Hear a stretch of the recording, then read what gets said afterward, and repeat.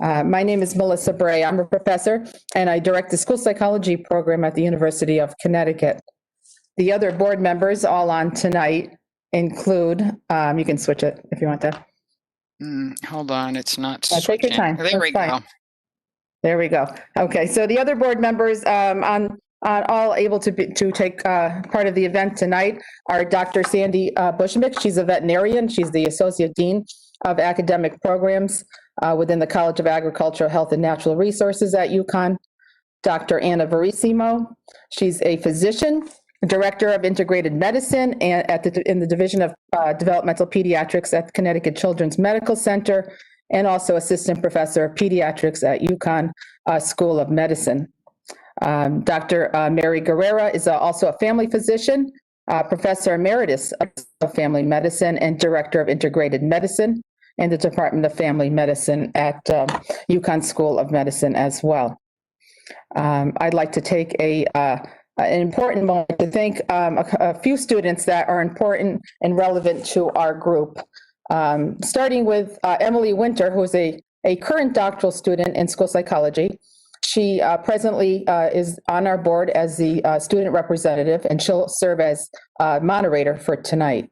Dr. Johanna DeLaire, who is now at Adelphi, was our past student rep, and a special thanks to Nalani Shankar, who originally really started this group off during her dissertation process. She's now a graduate and a practitioner.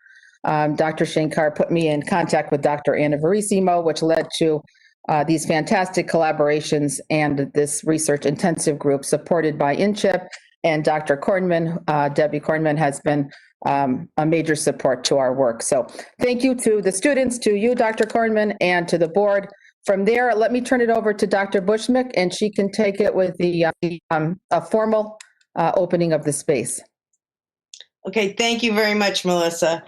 In many cultures, it's traditional to start gatherings with a brief ceremony to invite spirit, however you envision spirit, to join us and support us. And that's generally called opening space. So take a minute, just relax, get settled, and open your heart and mind. And I'll lead just a brief ceremony to open space. To the winds of the south, great spirit, teach us to shed the past the way you shed your skin, all at one time. Teach us to walk softly on the earth. Show us the beauty way. Aho. To the winds of the west, mother, sister, jaguar, protect our medicine space. Show us the way beyond death, the way across the rainbow bridge. Teach us to walk with impeccability and integrity through the forest, through the jungle. Show us the way of fearlessness. Aho. The winds of the north, hummingbird, grandmothers, grandfathers, ancient ones, lineage. Come warm your hands by our fires. Come whisper to us in the wind. Come share your wisdom with us. We honor you who have come before us, and we honor you who will come after us, our children's children. Aho.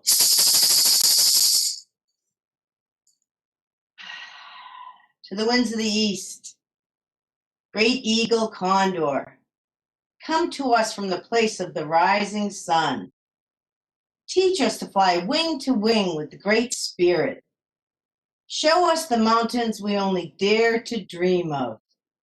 Show us the high view where everything mundane goes poof. Aho. Pachamama, Mother Earth, we come here to honor all your children. The stone people, the plant people, the water people, the fire people, the air people, the two-legged, the four-legged, the many-legged, the creepy crawlers, the winged ones, the finned, the furred, the scaled, the hairless, the feathered, all our beloved brothers and sisters, all our beloved relations. Aho. grandfather, sun, grandmother, moon, star nations, star brothers, star sisters, great spirit, you who are known by 1,000 names, yet you who remain the unnameable one. Thank you, thank you, thank you for letting us come together on this day in this beautiful place for one more time. Aho.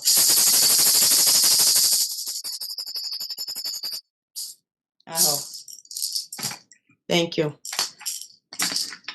Now, I haven't got my glasses on. I can't read who's coming next. It would be Debbie. Put your glasses back on. Hello, my name is Debbie Corman. I'm the Associate Director of InCHIP, the Institute for Collaboration on Health Intervention and Policy. And by the way, thank you for opening the space because I greatly needed that. Feel much more relaxed. I just want to briefly, very quickly, introduce you to InCHIP if you do not know what InCHIP is. This is a multidisciplinary research institute at UConn. Hold on, my slides are not, oh, there we go. And basically we offer one-stop shopping for almost everything needed to write a grant, perform research, health-related research from conception of an idea all the way through to when you get your grant funded, and assistance with the various aspects of that, what's called post-award. We have a lot of resources and services to support faculty and graduate students develop into successful health researchers. We provide training, mentoring, and support. And I know we have a pretty significant group of people who are not at UConn, and I'll talk some about the benefits of becoming affiliated with InCHIP if you're not at UConn. We have a core structure, an administrative core, community engaged health research core, and training and development core that supports researchers. In terms of our administrative core, we provide a lot of grant support. As you're preparing your grant, we support you with that, help you with the budget, the forms, submitting the grant, and then when you get your grant award, everything from personnel and payroll all the way through to IT support, travel, etc. I'm in charge of the Community Engaged Health Research Core, and this is all about bringing together university and community partners to engage in innovative, mutually beneficial research. And so I'm going to talk to those folks who are not at UConn, that we can make linkages between UConn researchers and you. I do have people who come to me from the community, from other organizations, from hospitals, etc., who have a research idea and they want to find a partner at UConn, and so we can make that happen. We help people, both faculty and community members. We provide guidance in community engaged research. We provide training workshops and how to do community engaged research, and we help with dissemination of research project information and findings, including translating for the community. Our training development core, we provide a lot of different trainings. Some of them are available to people who are not at UConn. This is an example of one.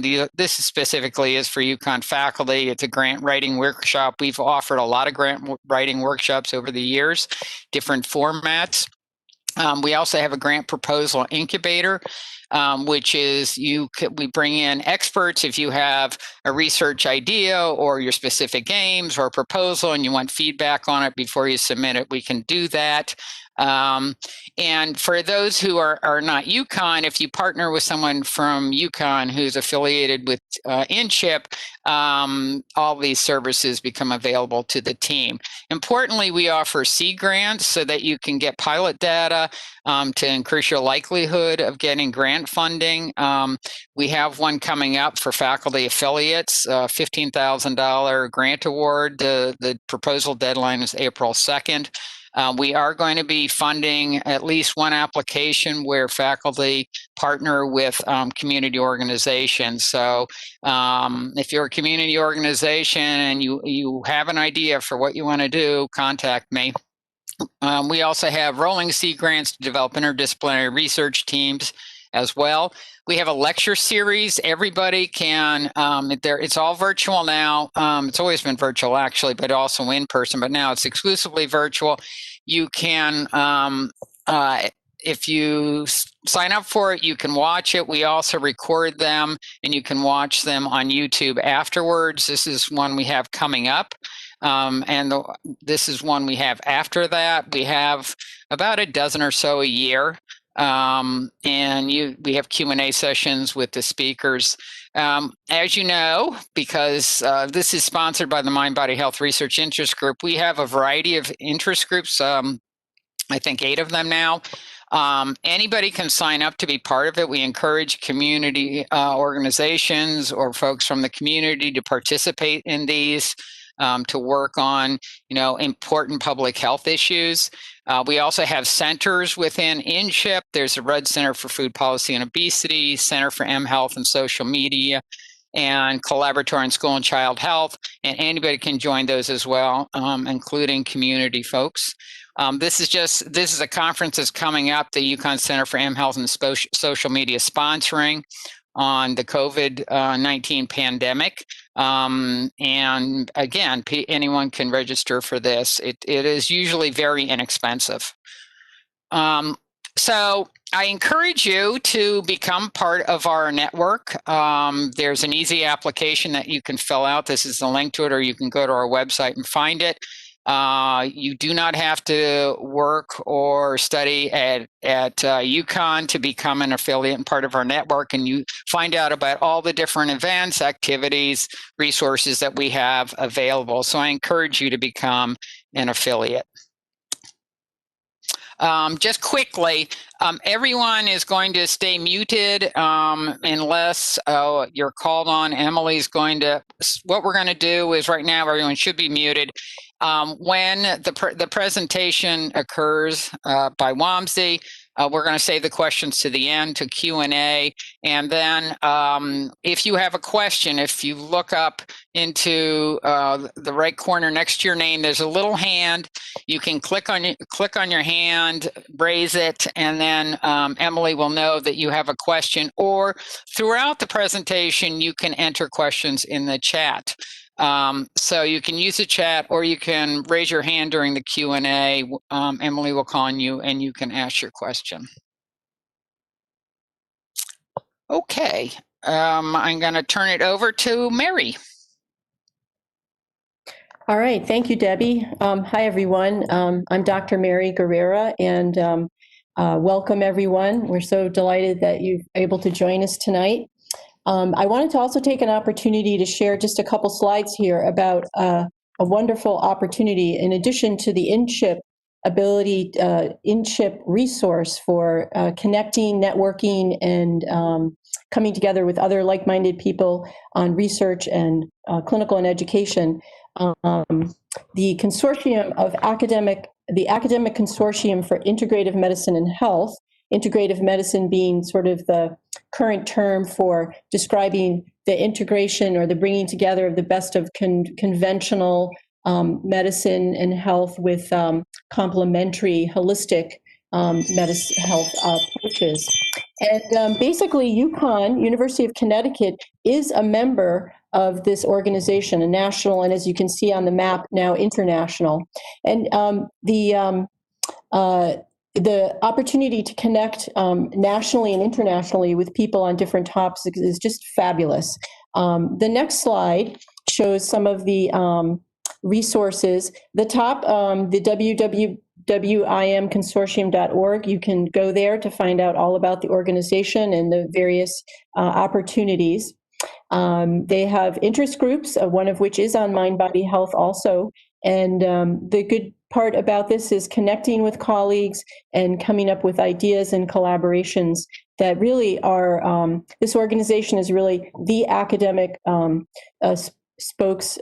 spokes organization for this in our country and growing internationally. So if you have any questions, feel free to reach out to me. I serve as our representative for the University of Connecticut, and I'm happy to speak with you on that. All right. Thank you, Debbie.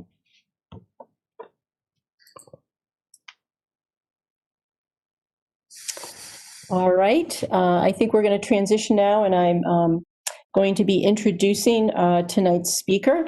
We are delighted to be hosting Vamsi Koneru, PhD, who is a clinical psychologist in private practice at Koneru Psychotherapy, LLC, and a certified mindfulness teacher with the Engaged Mindfulness Institute, an institute dedicated to trauma-informed mindfulness and supporting individuals in at-risk situations, as well as marginalized and other underserved communities. He's an assistant clinical professor at the University of Connecticut School of Medicine, Department of Psychiatry, and current teacher and former board member with the Copper Beech Institute, a center dedicated to mindfulness practice and compassionate action.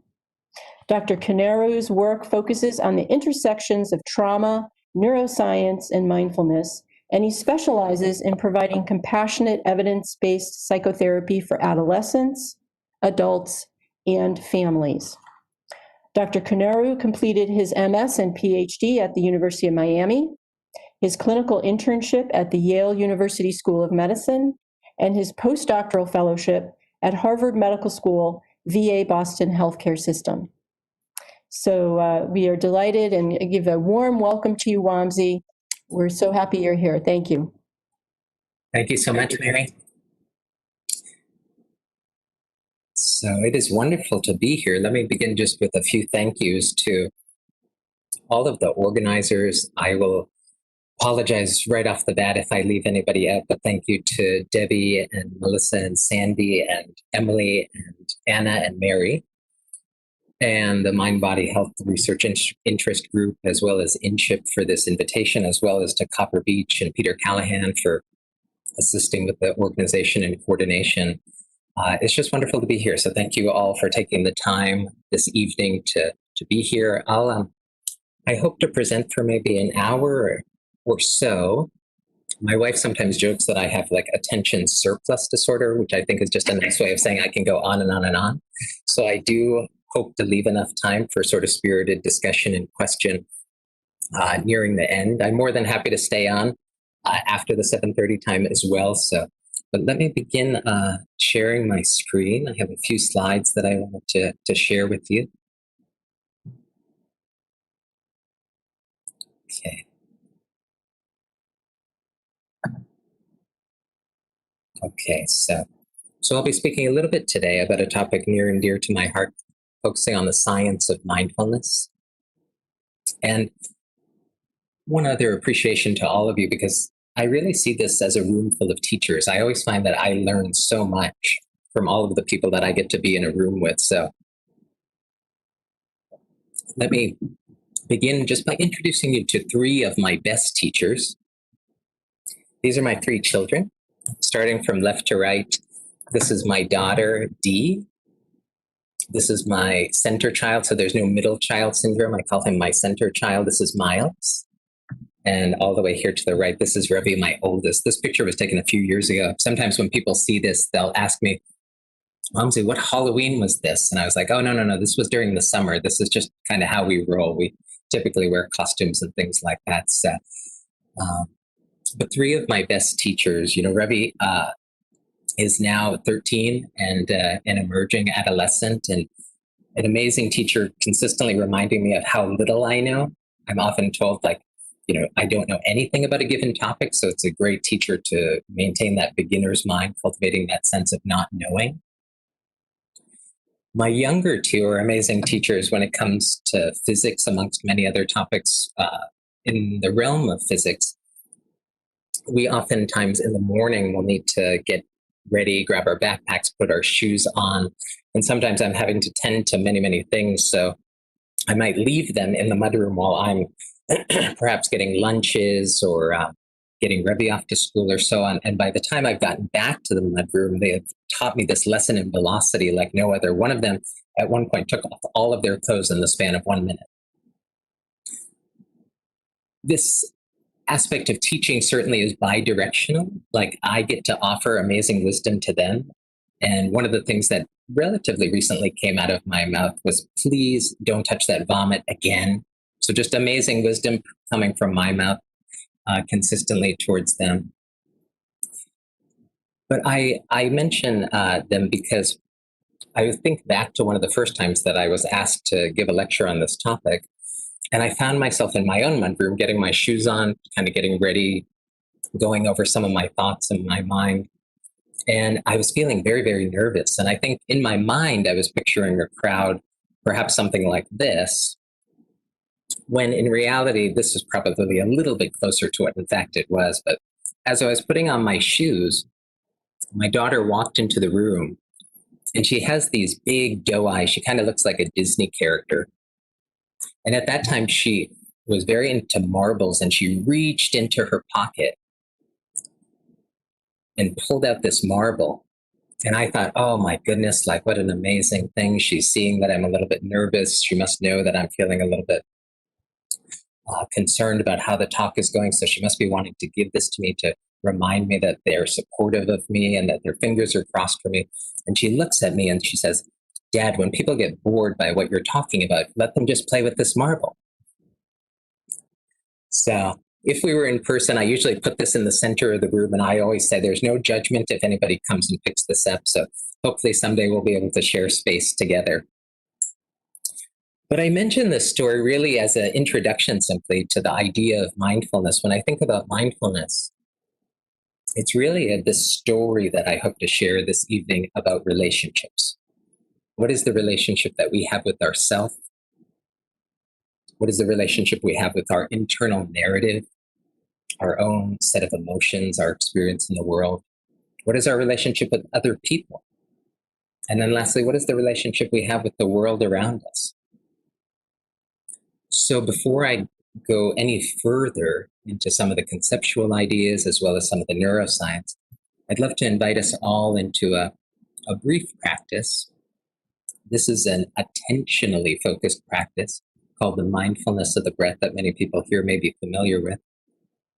And just to offer a little bit of sort of opening comments or just a bit of guidance right off the bat, one of the things I always try to emphasize is that please hear anything that I offer this evening when we engage in some of these practices together simply as an invitation. You're always the expert within your body. So any guidance or facilitation that I offer that doesn't seem to be landing with you, please just let it go. So I will just offer a few comments at the beginning, just about establishing a posture, and then we'll spend a few moments together just trying to focus on the breath, and I'll guide us through this practice.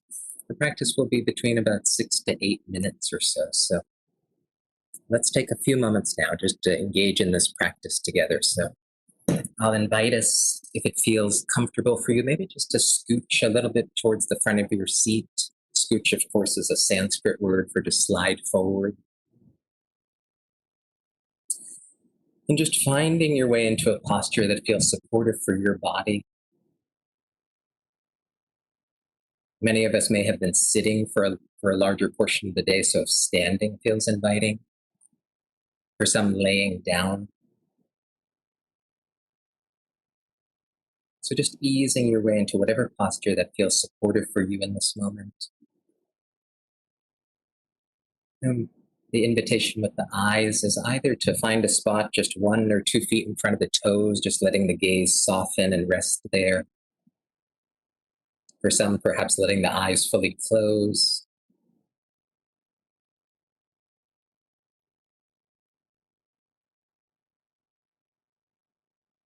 Just beginning to bring attention into the body. Just inviting ourselves to land here together. To land here in this moment. Knowing that we've done many things during the course of the day and trusting that they've been enough.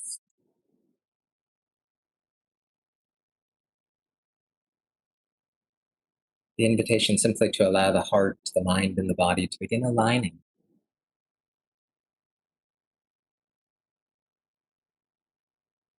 Feeling our feet on the floor, if our feet are resting on the floor, if that's available to us.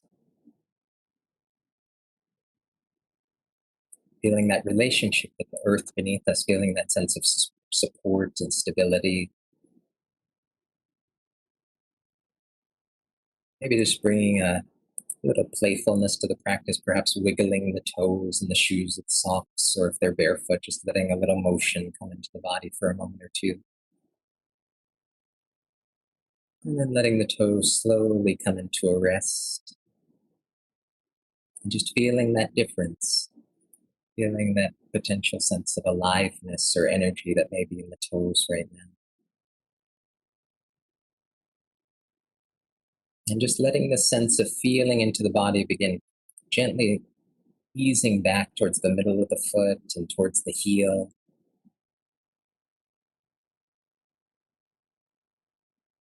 Allowing it just to glide upwards through the ankles and calves.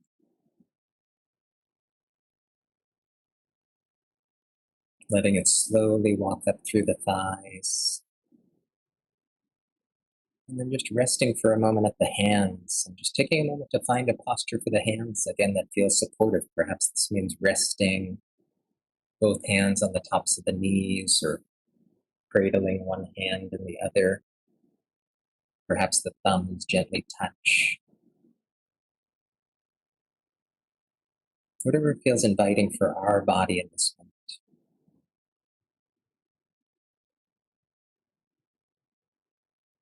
Letting the sense of feeling into the body just continue to rise upwards through the torso, slowly upwards through the chin, the nose, and the forehead. And just allowing this to rest at the very crown of the head. And just imagining a very soft string attached to the top of the head, just being pulled upwards ever so lightly.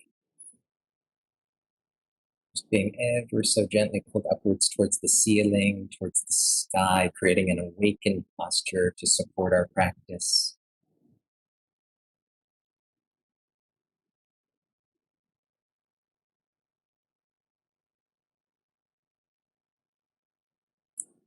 Beginning to bring our attention into the mind or this mental space. And just beginning to notice what's occurring within the mind. Are there many thoughts or not so many thoughts? Are the thoughts moving quickly or slowly?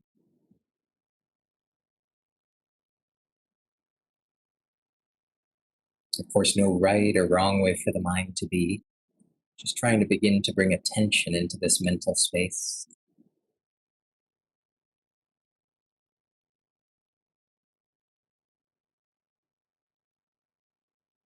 During the course of our practice, we may notice that our attention moves from the breath into this mental space, simply what the mind does. As soon as we notice that the mind has wandered to a sound or an image, a thought, or a memory, just gently acknowledging that and letting go and escorting the attention back to the breath. So the invitation now is to begin connecting with the breath, and perhaps we'll begin by just feeling the breath at the belly. Just feeling that soft rise of the belly as the body inhales.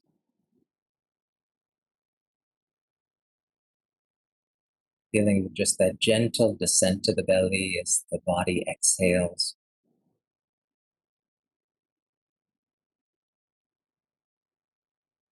And just seeing where we can let go of more. Where can we effort less? Just letting the breath breathe itself. And the practice is simply being aware and attentive to the breath as it enters into the body.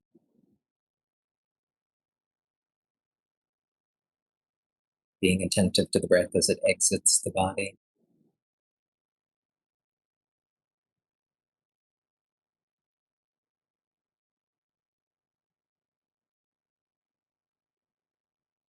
I'll invite us now just to allow our attention to slowly rise to the tip of the nose or the edges of the nostrils.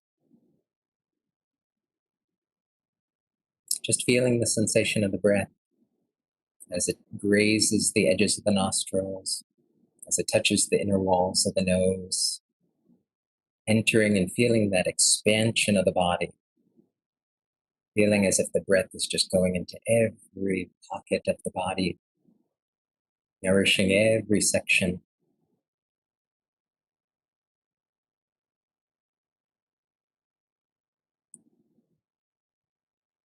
Noticing that first moment, feeling that first moment as the breath begins its process of being exhaled and just traveling along with it. As the breath leaves the body, touching the same inner walls of the nose, grazing the edges of the nostrils.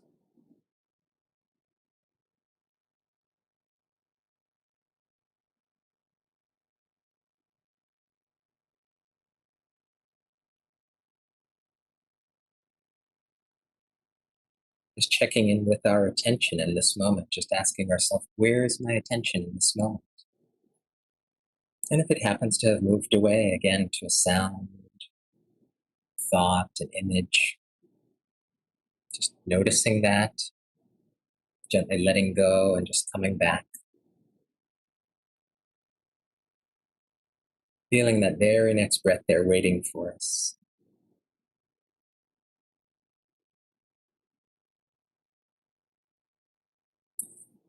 The next few breaths, I'll begin bringing this practice to a close.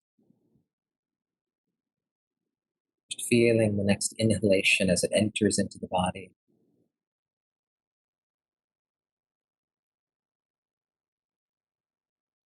Feeling that sense of relationship with the breath. Just allowing a sense of trust. Trusting that the breath knows exactly what to do.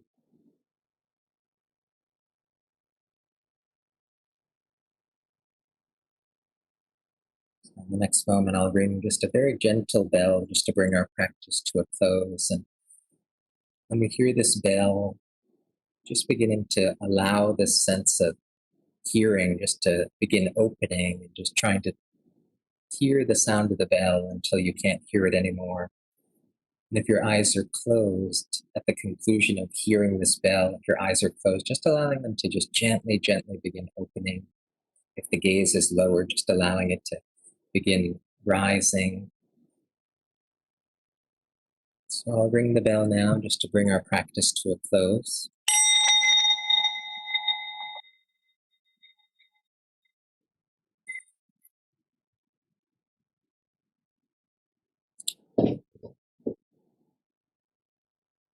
Thank you all for practicing. The humorist Annie Lamott will sometimes say, the mind can be like a dangerous neighborhood, better to not travel there alone.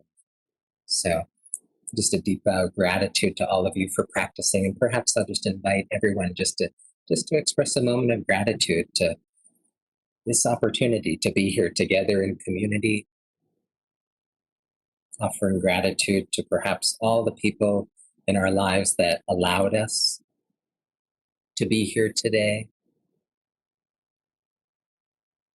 Now, during the course of this practice, we might have noticed that there were moments where we felt a sense of ease, sense of connection with the breath. And then there may have been moments like this where it felt like there was maybe a significant storm happening within the mind, various thoughts coming and going, racing within the mind. And sometimes when people begin this practice, they think, I don't know if I'm built for this. I'll have patients that I introduce mindfulness to, and they'll look at me, Dr. K, I don't think I'm built for this. My mind just goes every which way, left and right and up and down. And herein lies the practice. As we practice, it's not about stopping the mind, freeing the mind, or emptying the mind. These are going to be futile efforts. The mind is going to do what it does. We might notice during the course of the practice that the mind has no shame. It will go every which way.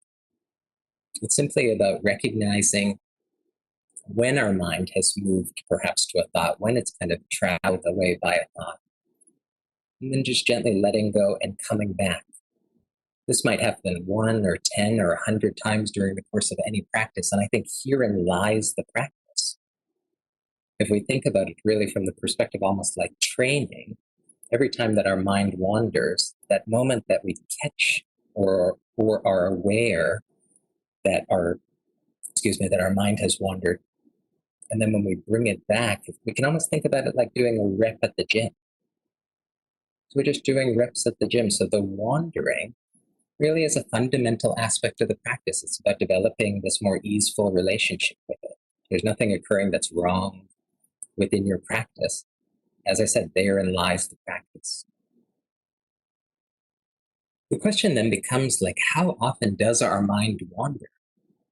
And researchers at Harvard University wondered about this question, so they conducted a study in which they gave undergraduate students smartphones, and during the course of the day, they pinged them 6 times during the course of the day and asked them 3 questions. One question was, what are you doing right now? Second question is, what are you thinking about doing right now? And the third question was, rate your emotional intensity on a scale of 0 to 7. The researchers conceptualized the discrepancy between what are you doing and what are you thinking about doing as an index of mind wandering. And what did the researchers find? They found that our minds are wandering about 47% of our day, almost half of our day, almost 1 out of every 2 seconds. Our minds or our attention are somewhere else than where we are. They also found that when our mind is wandering, our emotional levels tend to be a little bit lower. So the title of the paper that's in the journal Science is "A Wandering Mind is an Unhappy Mind." And one of the goals I hope to communicate throughout the course of today's talk is really that I think we can reduce this level of mind wandering, that I think we can cultivate a sense of attention, strengthen the sense of attention via doing practices such as the mindfulness, the breath, or other attentional practices. And then I hope to show you some other practices over the course of our time. Just how difficult is it to be with ourselves? What was it like during the course of the practice? Where were our thoughts going? Researchers at the University of Virginia, led by Timothy Wilson, wondered just how hard is it to simply be with ourselves, to be with our own thoughts. They conducted a research study where they invited many, many participants into their lab. One of the first things that they did was administer a very soft, generally innocuous, mild shock, fairly aversive but completely safe. They then invited all of those participants back about a week later. They showed them a room. In that room, there was a chair. They gave them instructions saying, your task is simply to sit in this room for the next 10 to 15 minutes. At the end of that time, we'll come back. Oh yeah, remember that machine that we used last week that administered just that mild shock? That's there. If you want to engage with that, please do. But again, like we said, your task is simply to sit here for the next 10 to 15 minutes. I should note, almost 100% of the participants indicated in that week earlier assessment that they would almost pay money to not feel that shock again. So what did the researchers find? Over the course of that 10 or so minutes, they found that 25% of the women administered at least one shock to themselves during that time. Sadly, for those individuals that identify as men, 67% of the men administered at least one shock to themselves during the course of that 10 minutes. There was an outlier that administered 190 shocks to themselves during the course of this study. So the question then becomes, why is it just so hard to be with ourselves? What is occurring within our mind? And I think one of the answer lies in one of the key networks within the brain. It is called the default mode network. It's composed of a variety of structures, but essentially the default mode network is what is happening within the brain when we're quote unquote not doing any type of task. Researchers wondered, what does the brain look like when we're not doing anything, so that any activity we did, we could use this inactive brain, if you will, as a baseline. So any divergence from that perhaps would give us a neural signature of an activity such as reading or writing or so on. So researchers invited participants into the lab, put them into an fMRI machine, and the task was simply just lay there and do nothing. We just want to measure what your brain looks like. What the researchers found was that the brain is actually more active when we're quote unquote doing nothing than in comparison to when we're actually focused on a task. What happens when the brain is independent of a task? there tends to be about 3 areas where the brain goes to. One is that the brain tends to mentally time travel to the future. It tends to begin thinking about the future. And one of the tendencies of the mind that we tend to find is that when the mind goes to the future, it tends to overestimate the probability that something bad is going to happen. Within cognitive therapy, we call this catastrophizing, overestimating that something bad is going to happen, as well as underestimating that we'll be able to handle this. So one of the tendencies of the mind, when independent of a task, is to go to the future. The mind also tends to go to the past and tends to not think about our highlight reel, but really more of our bloopers and gags reel. It tends to ruminate on things perhaps that didn't go so well in life. So mental time travel to the future as well as the past. And then it has the tendency to think about its favorite subject, me. We call this self-referential processing. So the mind tends to think about itself, but as we might note from time to time, that we can be very, very harsh with ourselves. So we notice this inner critic get activated. So the default mode network, I think, is the network that gets often activated. And what we notice and what we see within studies within mindfulness meditation is that there tends to be a quieting, if you will, of the default mode network and an amplification of our ability to activate the central executive network, which is a network that allows us to channel our attention, to focus, to concentrate. There's also a strengthening of a network called the salience network, which we'll talk a little bit more about later, which very much involves sort of somatic awareness and bodily awareness. But the salience network really acts as a toggle switch, if you will, between the default mode network, or the network that gets activated when we're quote unquote independent of a task, and the central executive network. So what can we do about this tendency for the mind to drift to the future, to the past, and think about ourselves? When I was a graduate student, we were often told, anytime you thought you had an original idea, go back and consult the reading of William James. William James wrote many, many key works within psychology. One was called The Principles of Psychology. And in that he wrote, the faculty of voluntarily bringing back a wandering attention over and over again is the very root of judgment, character, and will. An education which should improve this faculty would be the education par excellence. But he goes on to say, but it's easier to define this ideal than to give practical directions for bringing it about. I think, in other words, how do we do this?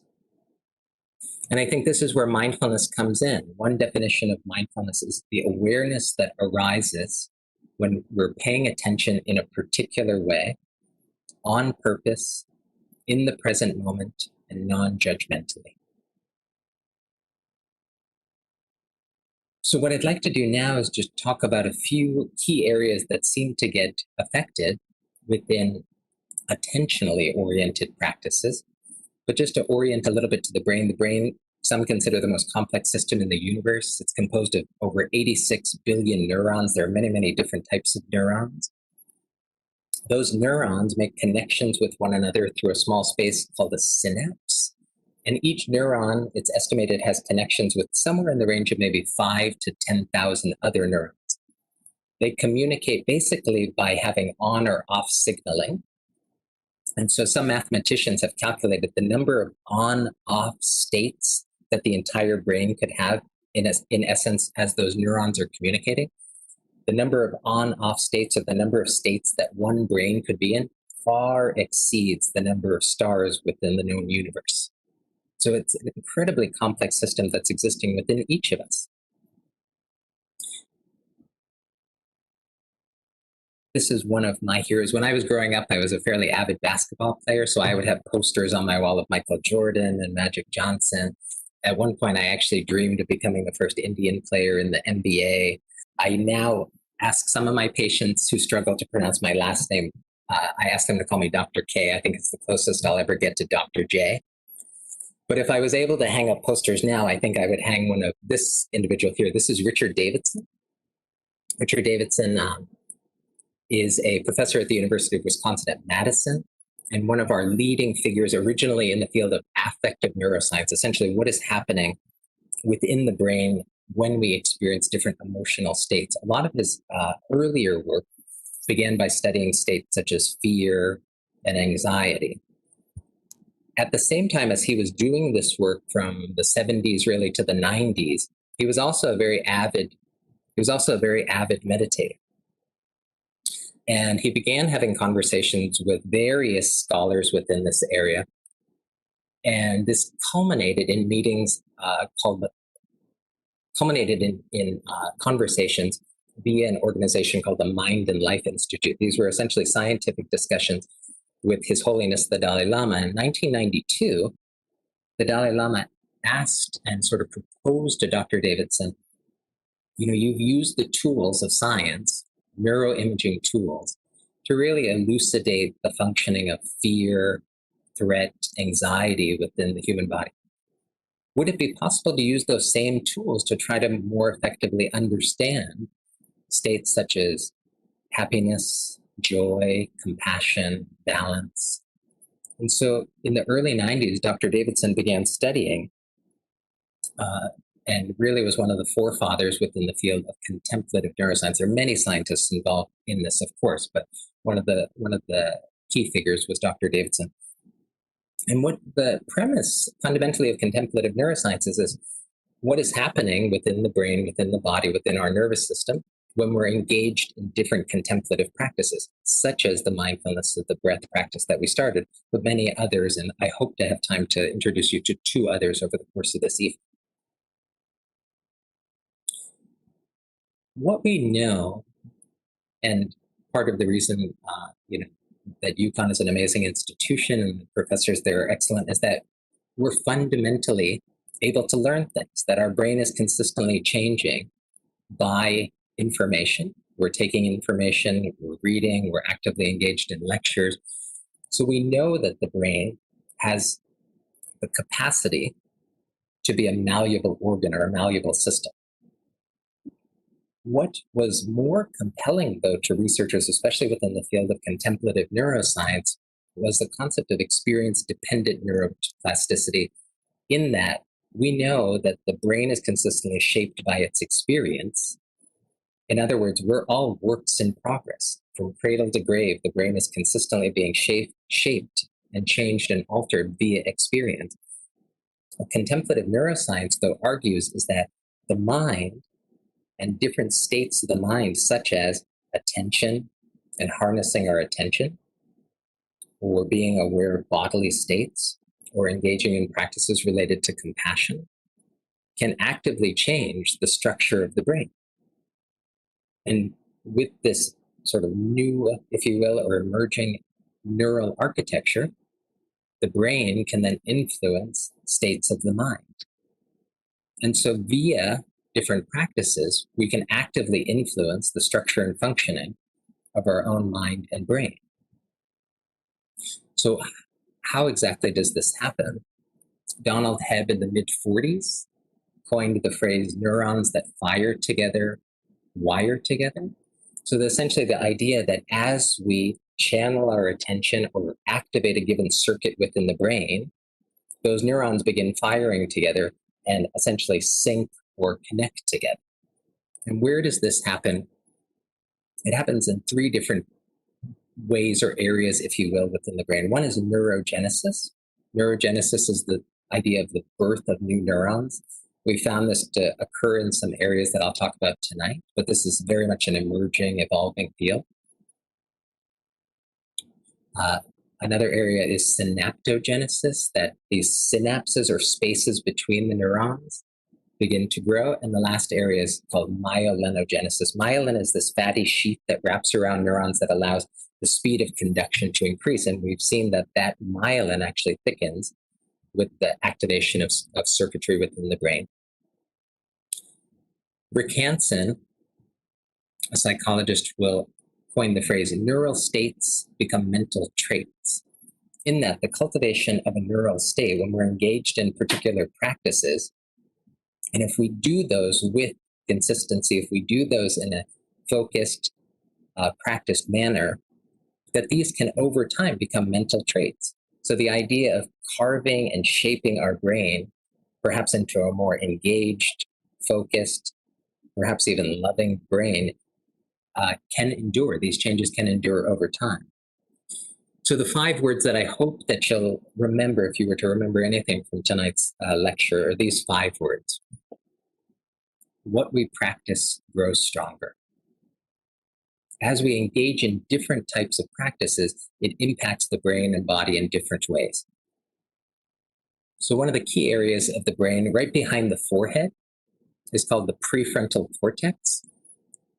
And work by the researcher Sarah Lazar, as well as others, including Britta Holzel, have shown that attentionally oriented practices actually contribute to a cortical thickening, or essentially a growth of new nerve cells within the prefrontal cortex. And the functions of the prefrontal cortex are many, but just a few of the key functions are: one is response flexibility, the ability to observe a tendency within the body, observe a tendency within the mind, almost like a reflexive action that we might engage in, and being able to pivot towards something that perhaps is more effective or useful in the moment.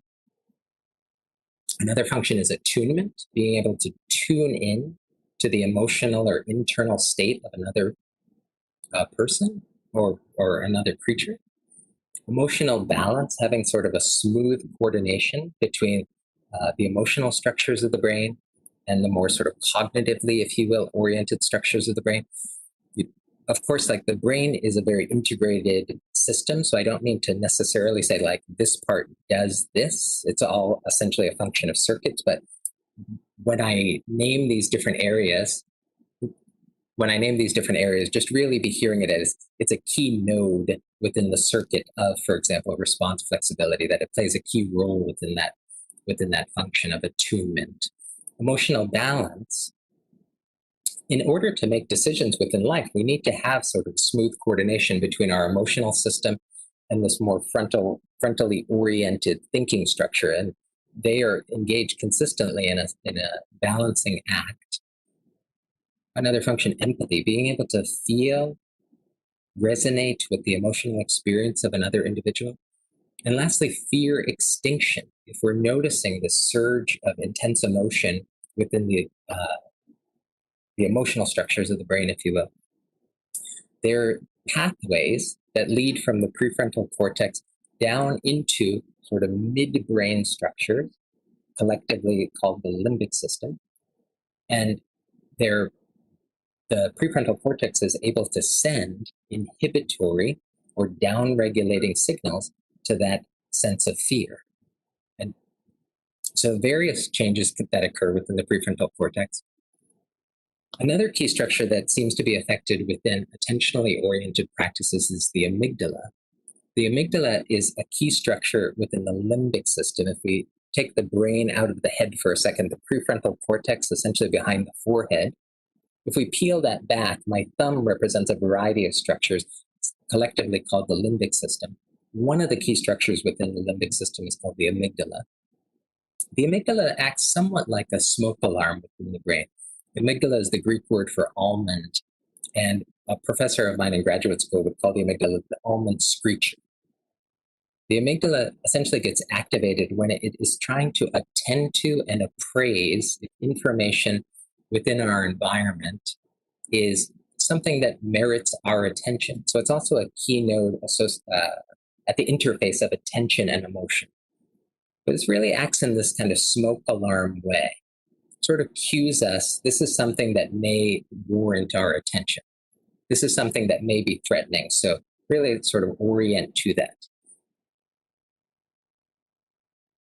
So the amygdala really developed in an effort to try to assist us with detecting things, in an effort to assist us to detect things that are,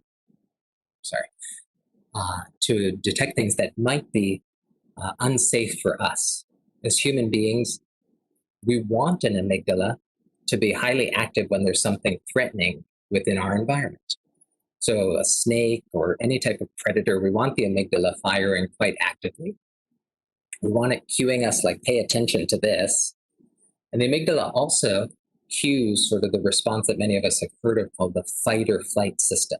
So via the amygdala functioning, via amygdala activation, we're cued to either fight whatever is there or flee in an effort to survive. Now, the challenge is that we thankfully don't live in an environment where our safety for our lives is jeopardized all that often. The amygdala, though, that can easily be hijacked by various other stressors or threats or signals within our life. For many of us, the bed may be somewhat of a threatening object. It might be that place where it's like, there's that place where I think all night and I don't fall asleep and I'm stressed and I'm worried about things. The American Sleep Association estimates that about 40% of adults and almost 90% of adolescents are sleep deprived. Our cubicles at work or our environments at work can be highly threatening. For some, it might be that place where it's like, there's that place that I get criticized and I don't get positive feedback.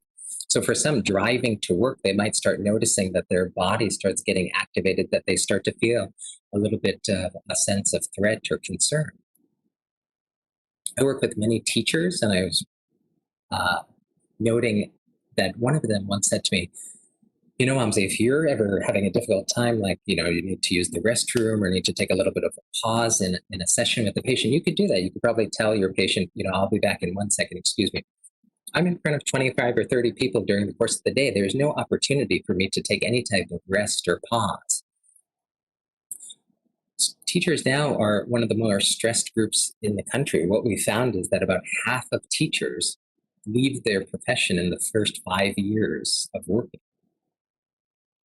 So the classroom can be an incredibly stressful or stress-inducing trigger for a lot of people.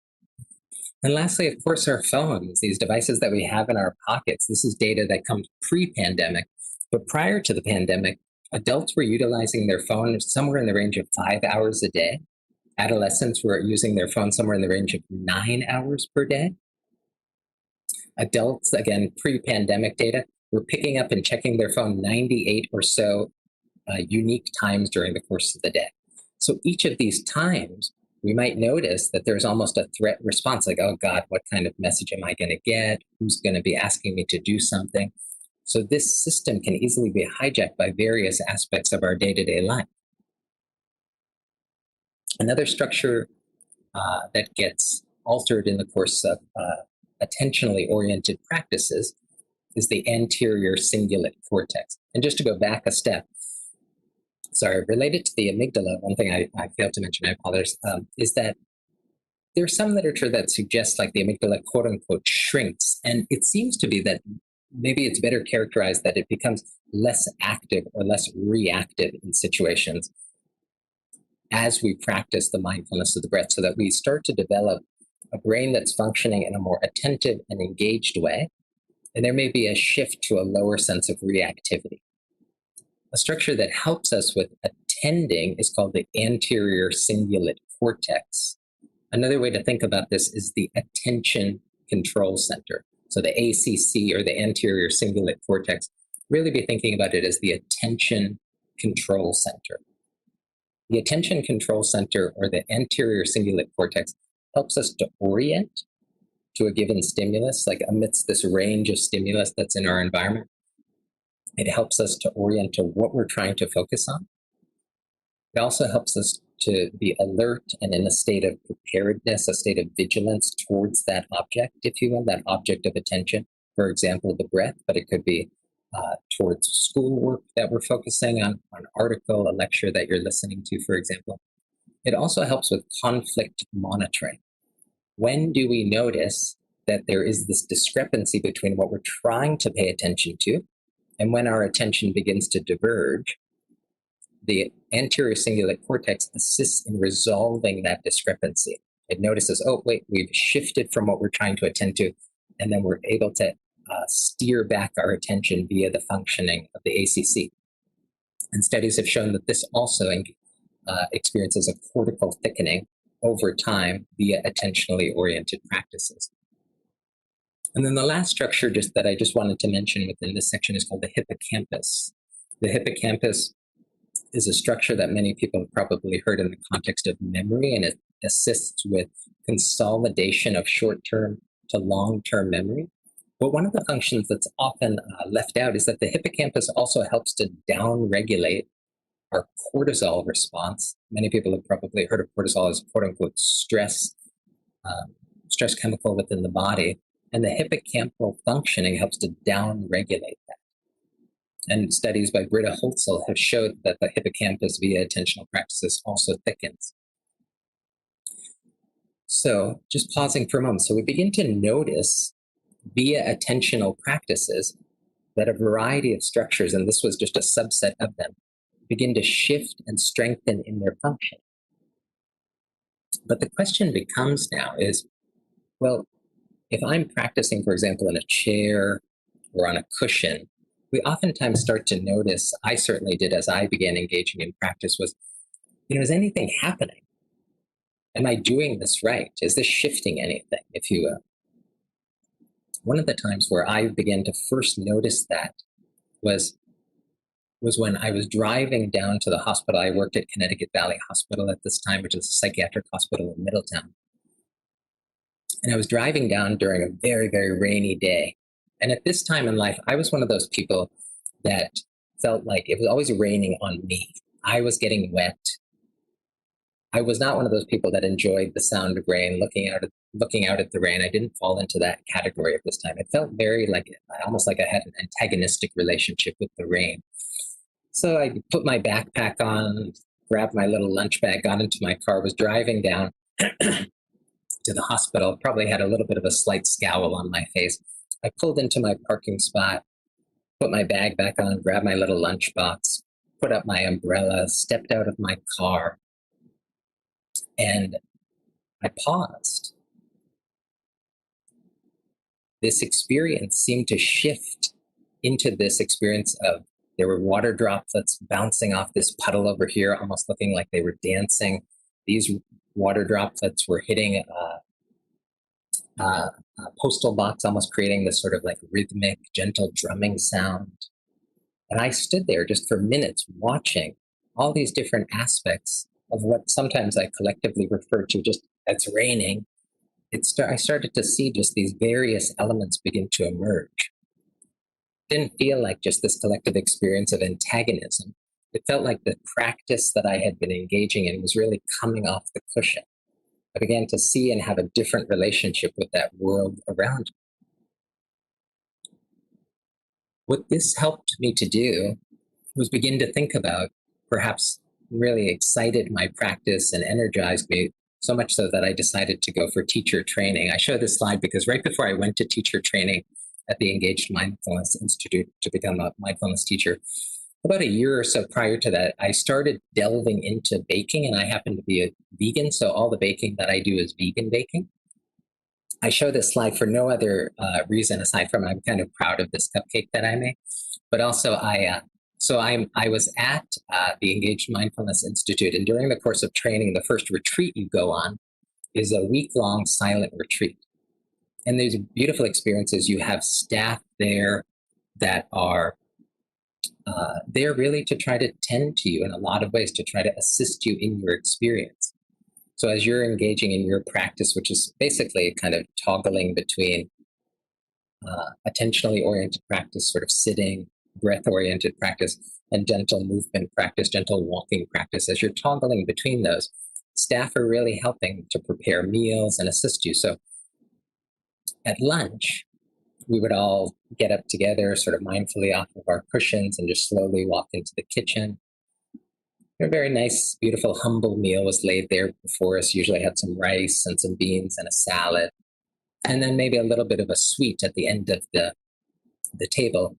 And of course, I found myself, as my attention wandered during the course of my practice, my attention would go to, I wonder what kind of cake I'm going to make when I get home, or what kind of cupcake am I going to make? And I would let it go, and I would come back, let it go, and come back. So as I was walking through the lunch line on a given day, that first day I walked through and I was looking at the sweets, and I was like, nothing vegan that day. I go, all of our meals are silent. So just quietly trying to mindfully eat my meal that day. Next day, same thing, walking through the line. Bummer, nothing vegan. Third day, I'm walking through that line, and I see these individually wrapped cookies. And on the packaging, it says egg-free, dairy-free, so on and so forth. So I looked to the caterer who was there, one of the staff members that had assisted with bringing all the food, and silently, as mindfully as I could, I kind of mouthed vegan to them, and they kind of give me a little thumbs up sign. So I'm like, oh, great. So I take my cookie, I have my plate, I come to sit at a table, and I put my plate down. I put my cookie just off to the right of my plate a little bit, and I'm just slowly eating my meal. Another student came and sat down next to me, and we're eating for, a minute or two. And I see her out of the corner of my eye kind of just pick up my cookie and begin looking at it, holding it in her hand. And I'm trying to think in my head, how am I going to, as quietly, mindfully sort of mime or charade, like, would you like half of it? So as she's looking at it, she kind of does a little gesture like, sure, like, why not? I'll have it. And she puts it down by her plate. And so in my head, I'm like, oh my God, that's my cookie. Why are you taking it? But I can't say anything. So I'm panicking a little bit. So then I very not so mindfully eat the remainder of my lunch, try to get back out to the buffet table to get something else. And all of it had been cleared away. And I was like, So lunch finishes. I go back to my cushion, quietly engaging in my practice. The bell rings and we stand up to do our walking meditation. And I notice as I'm walking, my eyes catch that person. She doesn't know that it was my cookie, but I find myself, kind of glancing at her periodically saying like, oh, you're the person that took my cookie. Another lap around like, oh, like I'm kind of frustrated with you. Another lap around. I notice my thoughts start expanding to, these kinds of things always happen to me. People are always trying to take advantage of me. People are always asking too much of me. My thoughts just started to get broader and broader and broader. And it became one of my best teachers over the course of the week, this experience, because it really highlighted these narratives that we all have playing in the background. These narratives that are somewhat on a loop, that are always occurring, that we may not be aware or sometimes steering some of our behavior. Mindfulness, I think, really helps us to begin to first notice those narratives, as well as to begin shifting from a state of reacting to those to a state of responsiveness, noticing that that's there, acknowledging it, perhaps letting it go if it doesn't serve us, or perhaps choosing sort of an effective action if need be in that moment. Viktor Frankl, a psychiatrist, 20th century psychiatrist, said, between stimulus and response, there's a space, and in that space lies our freedom, lies our sense of choice. I think mindfulness really helps us to begin expanding that space between a stimulus and our response. Like I said, it's not about freeing the mind or emptying the mind. It really is about fundamentally shifting our relationship with our mental experience.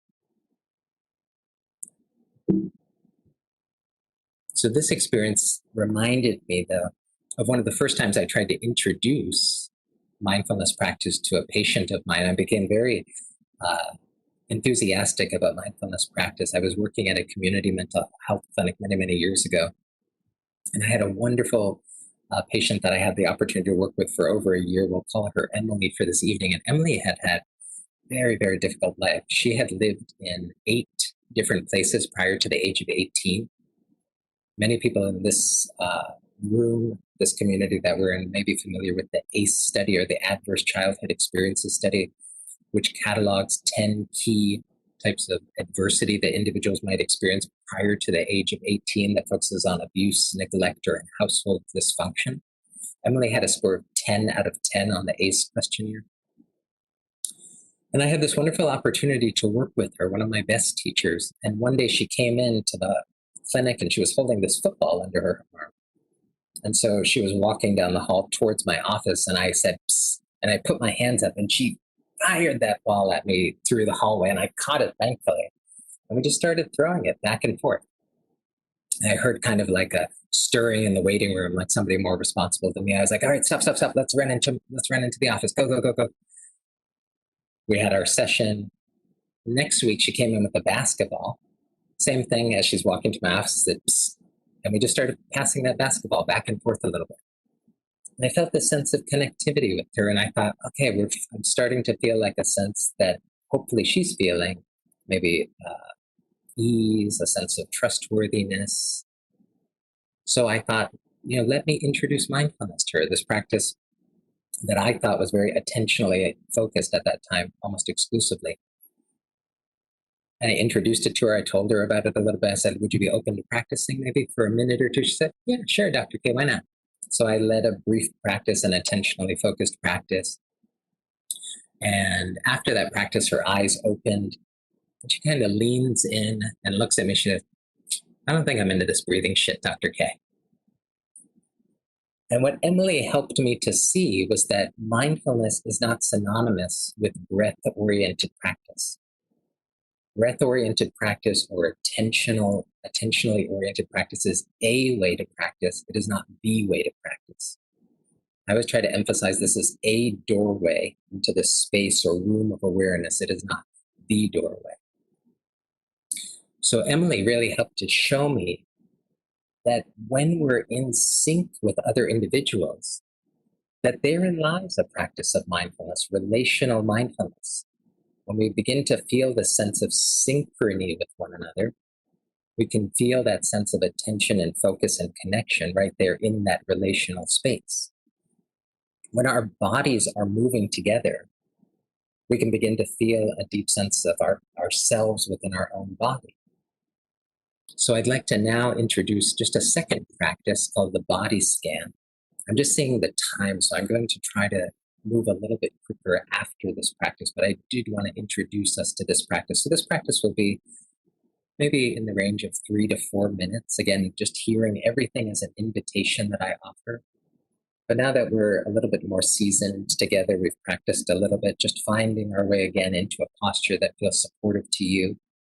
Whatever that means, we've been sitting again for a little while together.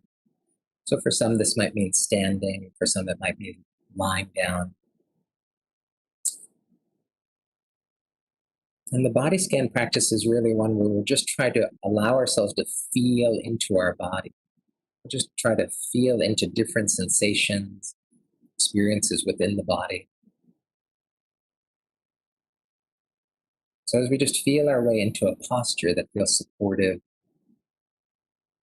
that feels engaged and awake,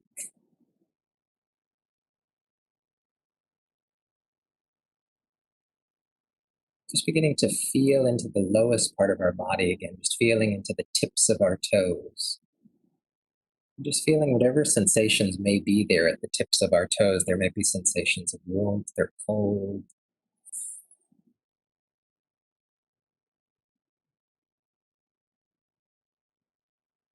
Some areas may feel a little bit more numb or tingly.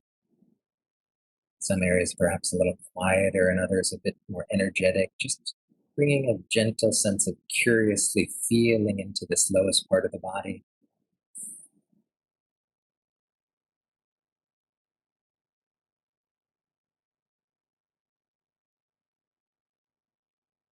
And just now beginning to allow that sense of feeling into our toes, just to let it begin gliding backwards towards the middle of the foot, towards the heel. Again, just feeling into this lowest part of the body.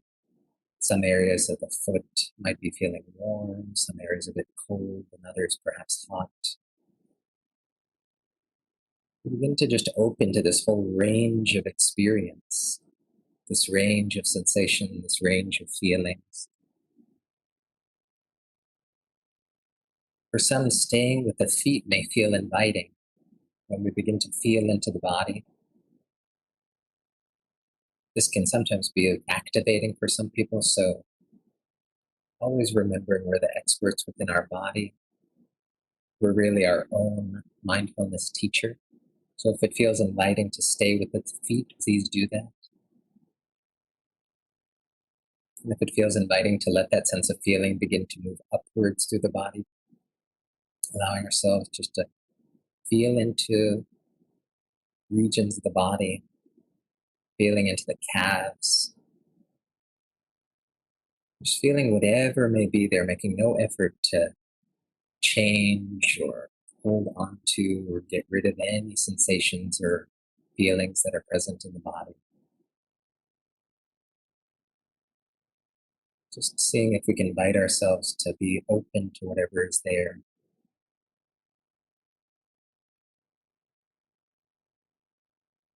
Letting the sense of feeling into the body begin to continuing up through the thighs,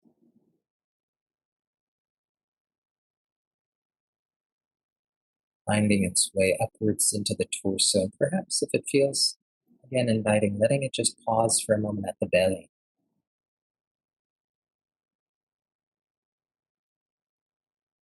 Just feeling into the belly, feeling whatever sensations may be there. May feel a sense of hunger or fullness. Some of us, such as myself, sometimes carry a bit of concern or nervousness in our belly. We may feel a sense of ease. Just opening to whatever is there. Allowing the sense of feeling just to continue rising upwards from the belly into the chest.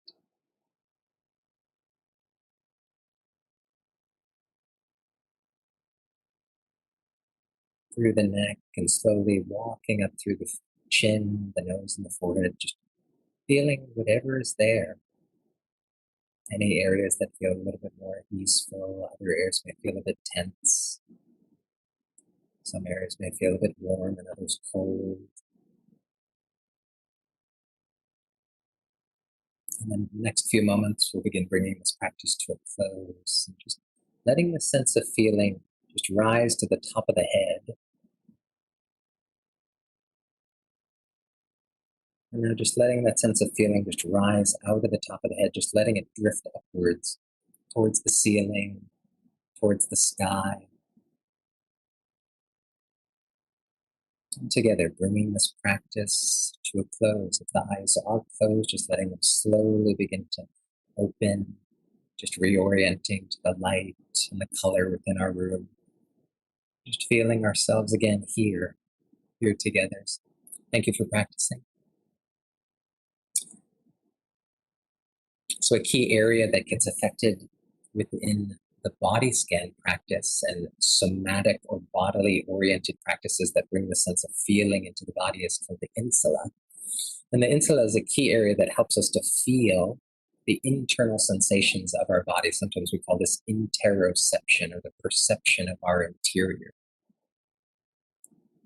It also helps us to orient in space and feel our body sort of engaging with external stimuli, navigating through the world around us. We call this proprioception, sort of feeling ourselves where we're oriented in the world, how we're oriented towards other people and objects within the world.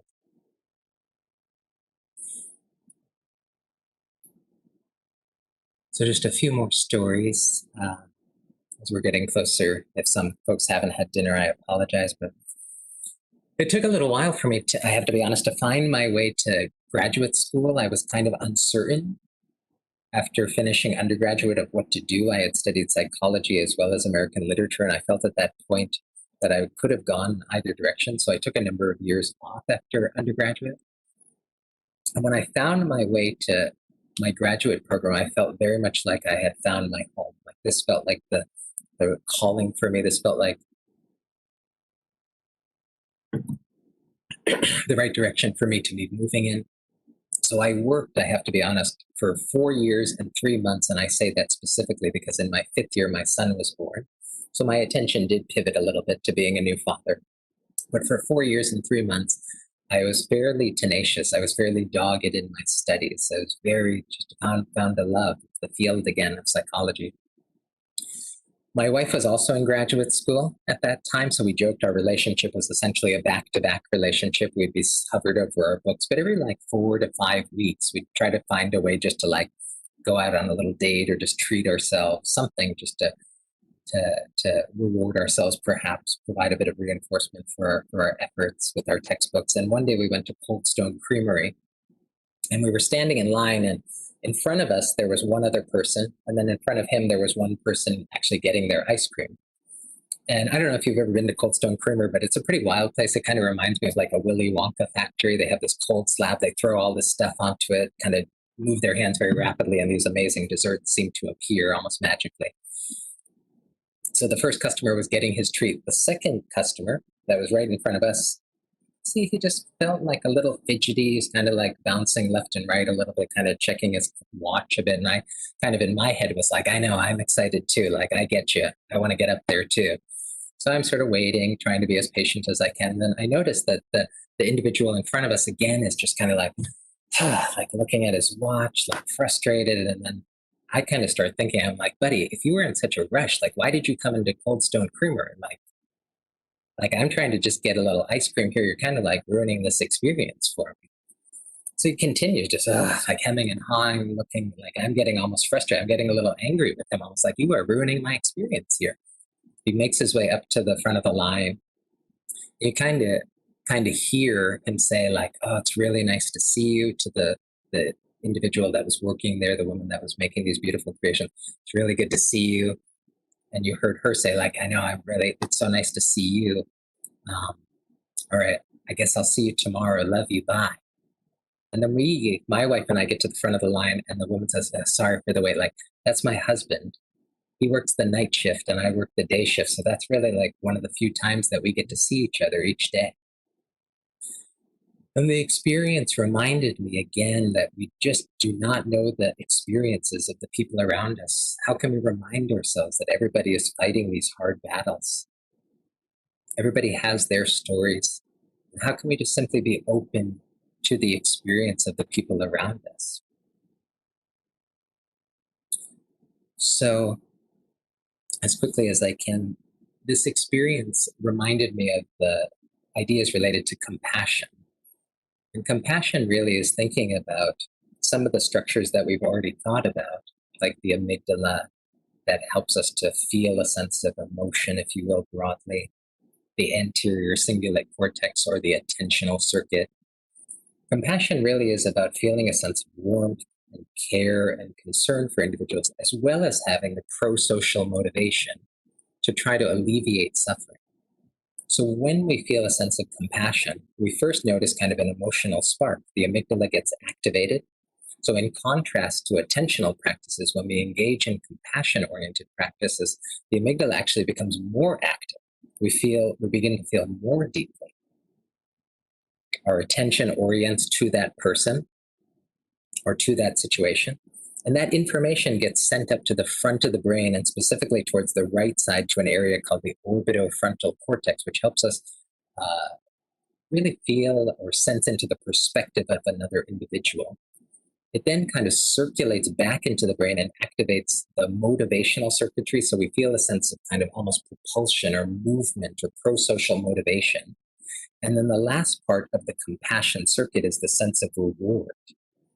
So when we try to act, when we try to bring the sense of warmth and care and love and concern, when we try to take action to alleviate the suffering of others, it actually can be a rewarding and joyful experience for us, an energizing experience.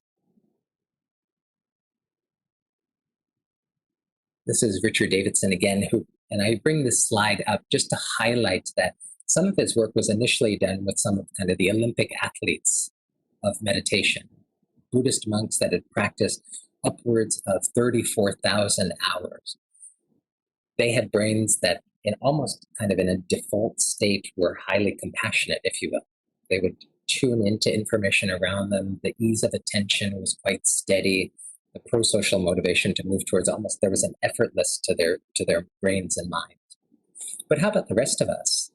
Davidson did some work with one of his graduate students, Helen Wang, and highlighted, I won't go into the specifics of the study because I'm just seeing the time, but really highlighted that for meditation naive individuals that had never experienced meditation, within a given 2-week training on a type of meditation called compassion meditation, or sometimes referred to as a loving kindness meditation, doing this practice for about 2 weeks, 30 minutes per day, in comparison to a control group that engaged in cognitive reappraisal, which is essentially trying to think about situations, reframe situations in different ways.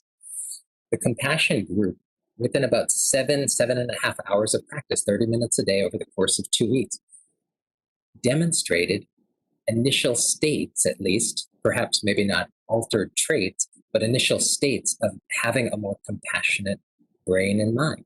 Structures associated with compassion did seem to strengthen over the course of a relatively short amount of focused training.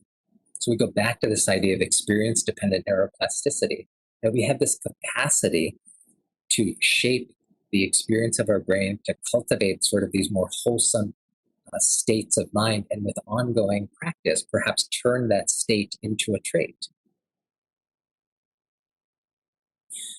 So let me just share one last practice, if that would be okay, before we begin finishing. So this is called a loving kindness meditation. We'll just practice for maybe 2 or 3 minutes. So let me invite us one more time just to find our way into a posture that feels supportive for us. Now that we're a little bit more skilled practitioners, perhaps we can take a bit more of an advanced posture, just bringing a very soft upturn to the corners of our mouths. Some of us might call this just a half smile. And in this practice, we'll try to slowly bring to mind different people or different animals, people from our past or present, even imaginal people. We'll try to bring different people to mind, and we'll just quietly offer them a set of phrases. So I'll guide us through this practice now. So just as we feel our way into this position, feeling our way into a posture, trying to bring to mind, into our mind's eye, just an image of ourselves. This could be an image from the past. This could be an image of our present self. It could be a younger version of ourselves, just trying to hold this image of ourselves in our mind's eye. And just offering these phrases silently to ourselves. May I be safe. May I be healthy. May I be happy. May I be peaceful.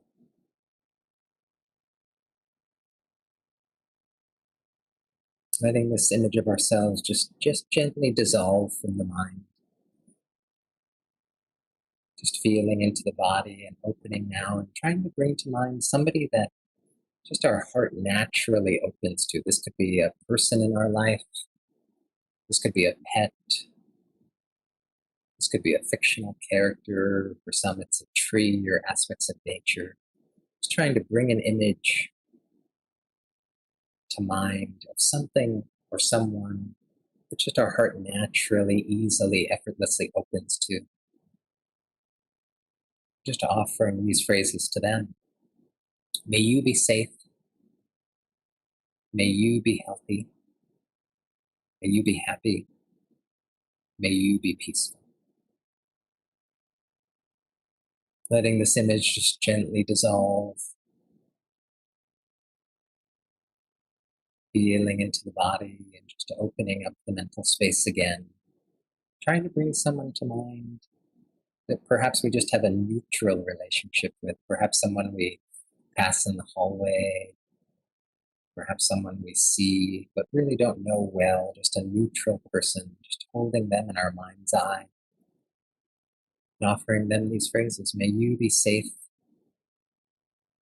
May you be healthy. May you be happy.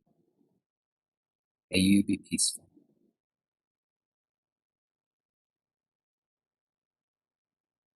Letting this image just gently dissolve from the mind.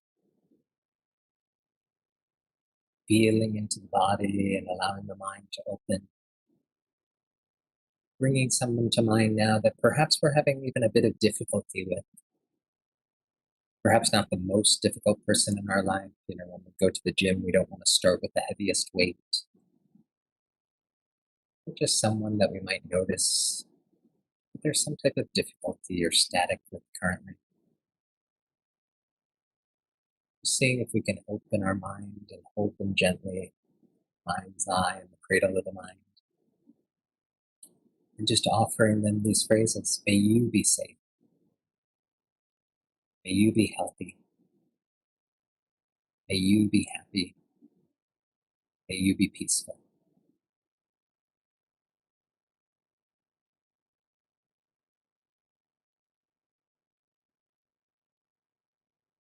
Just feeling into the body and opening the mind's eye one last time and just trying to bring ourselves back into this mental space, just holding ourselves gently in the mind's eye, just offering ourselves these phrases. May I be safe. May I be healthy. May I be happy. May I be peaceful.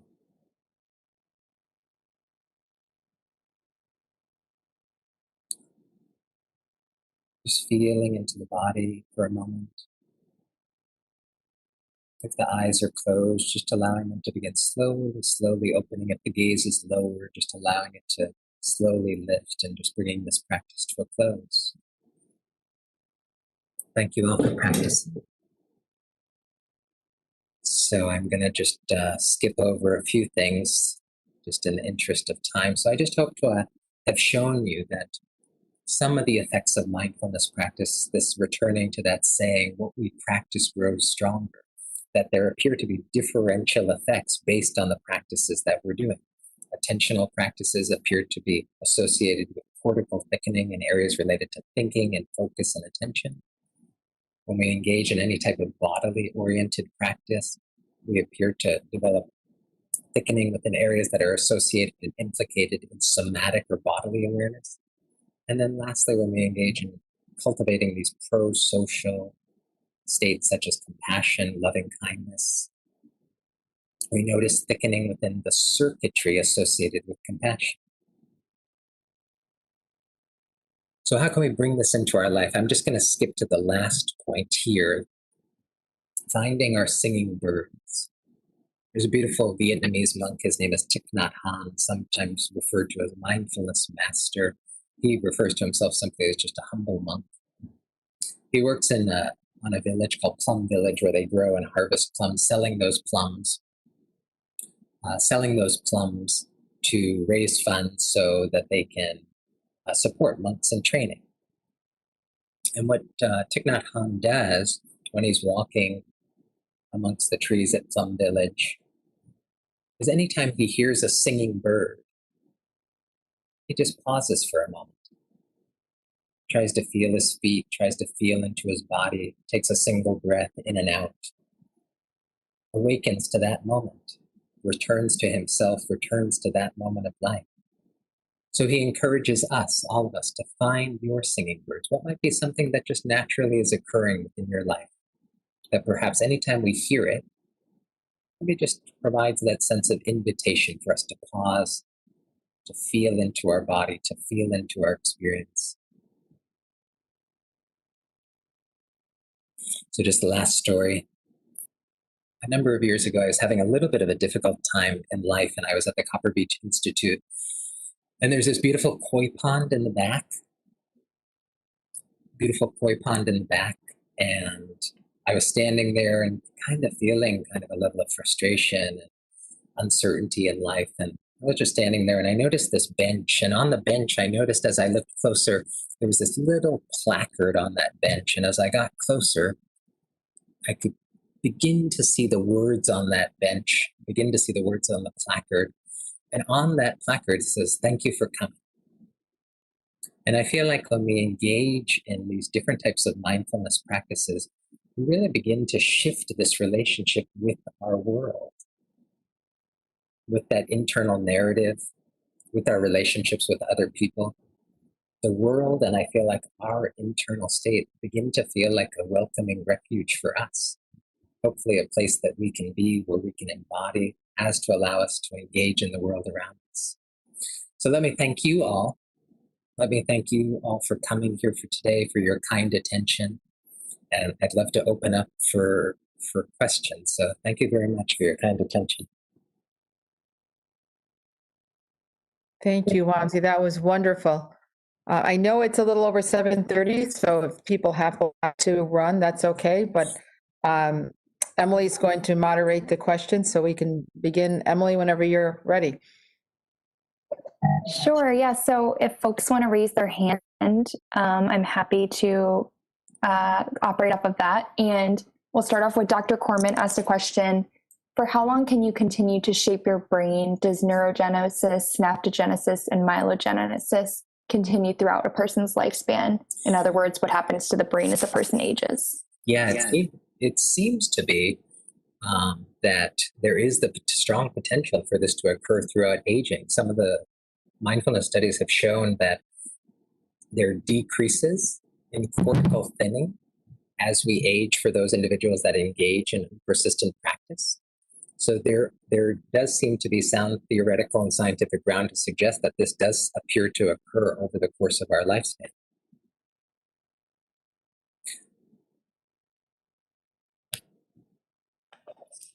That's great. We just got another question that says, how can we as community make mindfulness a part of academia? Oh, that's a beautiful question. Yeah, thank you for that. I think there are a number of ways. I think how can we bring this into our life is the question. How can we bring it into our environments? And there are very formal ways, if you will, I think, that trying to cultivate a sense of a mindful campus and a mindful community, meaning carving out and creating intentional spaces of silence, for example, sometimes inviting people to have like a silent breakfast or a silent lunch. I think sometimes within classes, if I were a teacher, especially for younger kids, I do some work with teachers who work with younger kids. I try to encourage perhaps starting off the day with a practice. Now, this doesn't mean that it has to be kind of a silent, breath-oriented practice. It could be any type of, again, mindfulness-oriented practice. It could be a body practice. It could be something where we're engaging in art or a playful practice. But beginning our day and perhaps then having brief moments of mindfulness, if you will, peppered throughout the day where perhaps there's some type of sense of a singing bird, or perhaps the children are invited to find their own singing bird, so it's kind of dotted throughout the day. But I think within college campuses, like incorporating it perhaps at the beginning of a class can be a wonderful way to begin giving people a sense of taste, as well as always holding it as a sense of invitation.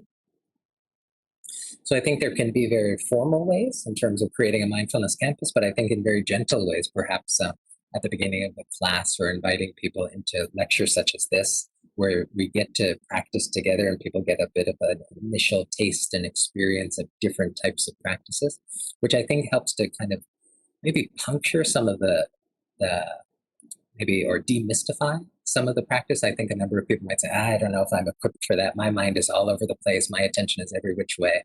Almost like I think when people think about yoga, they might say, well, I'm not built for that. My body isn't flexible in any way. So I think sometimes having spaces like this can allow us just to experience a sense of practice and be reminded that it's really not about holding our attention in any place, if you will, or freeing the mind. It's really about just deeply familiarizing ourselves with what's occurring within our mind and our bodies. Beautiful, thank you. Our next question is, you talked about internal compassion changes that meditators experience. Is there any research you know of that links mindfulness practice with pro-social behavior change, such as an increase in social justice engagement? Yeah, I'm not an expert within that area, but some researchers that I would encourage people to look into. There is certainly a number of lines of literature suggesting that loving kindness meditation does reduce implicit bias. So we're speaking about, especially within our current environment, certainly not to say that these are new issues, if you will, but certainly as we're bringing a deeper awareness, thankfully, to areas of racial justice, racial equity, there's one line of research that I'm familiar with, that loving kindness meditation reduces implicit bias. So that sense of perhaps seeing somebody, holding them for a little bit longer time within our attention, so that we're not as reactive to them. So some work has been done even with police officers, highlighting a reduction in implicit bias, highlighting an increased sense of responsiveness and a reduction in reactivity. But an author I would love to point you towards, who's really one of our scholars in this area, her name is Rhonda McGee. So she wrote a book, if I'm remembering the title correctly, called The Inner Work of Racial Justice.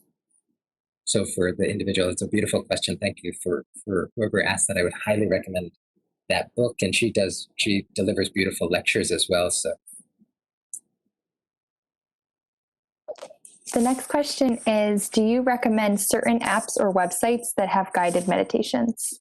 Yeah, I'm fairly agnostic, I think, when it comes to apps. There's certainly there's meta-analyses. There was one that even just came out in 2021 that suggests the use of apps are useful, it seems. It seems to be a wonderful way for people to feel, I think, a sense of invitation to practice. The results, if I'm recalling correctly, showed reductions in perceived stress, reductions in, of course, self-reported sort of symptoms of depression and anxiety. I think those are the key findings that we're finding related to the use of apps. I can't say that I endorse any one in particular, and part of that is just my own somewhat ignorance of like the full app landscape right now. There is one that I use, I have to be honest, that's free, and it's called Insight Timer. I have no connection to it. The only reason I initially used it was that I like the sound of the bells associated with the timer, so that was one of my main criteria. But there are also beautiful guided meditations on it by some of our leading teachers. So that's one that I use, but there seems to be very good research also from an evidence-based perspective coming from both related to the Calm app as well as the Headspace app. So if people were to move in the direction of an app, I think I might recommend one of those three. Calm, Headspace, or Insight Timer, I think would be useful spaces to explore. Excellent. Our next question is, how can more students on college campuses be aware of the importance of mindfulness and meditation? That's a great question. Yeah, thank you for that. My sense would be maybe similar to as we think about engaging within our campus and within our community. How might we try to begin sort of dipping toes into practice? And this might be like at the beginning of a class, just beginning yourself, inviting yourself before maybe you even take out your materials, perhaps beginning with a single breath.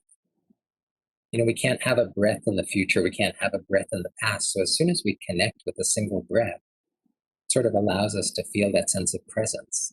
We're alive again in our life. We're engaged in our life again. So I think it can start with as simple a practice and as wonderful a practice as just attending to a single breath.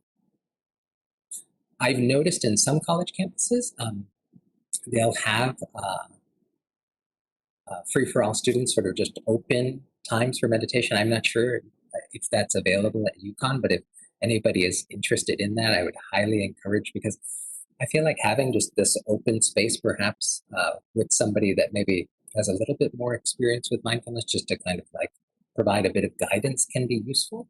But if spaces can begin to be cultivated and opened on the campus that are just drop-in, I think those can be very, very useful.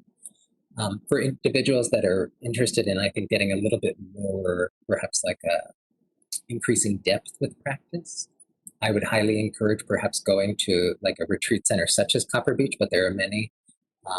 There's the Kripalu Center in Massachusetts, in the New York area. There's the Omega Institute and the Garrison Institute.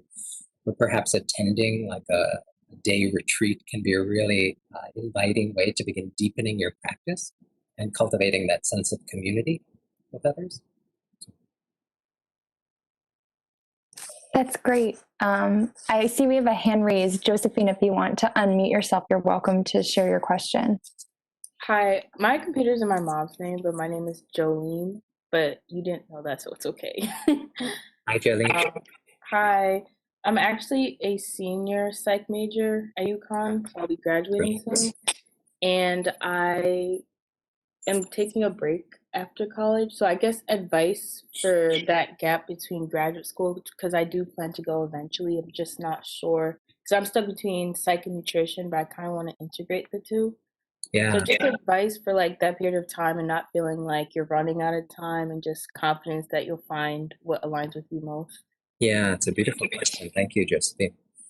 I got to first give a little shout out to a fellow psych major. So, I'm sorry, Jolene. I apologize, Jolene. But thank you for the question. Yeah, it's reminding me of like my own journey, to be honest. Like I was saying, these sort of parallel paths of psychology and American literature were sort of speaking to me. What I can offer like a little bit of my personal experience, but also maybe just a few ideas.